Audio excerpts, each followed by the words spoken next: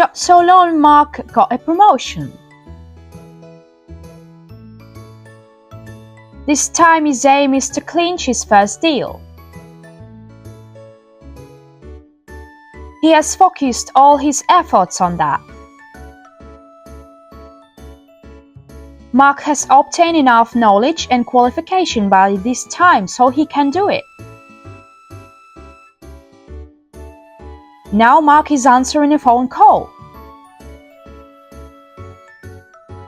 The customer he had to handle is phoning him.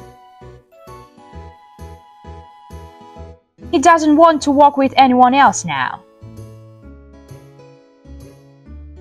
Mark is making an offer. The client agrees.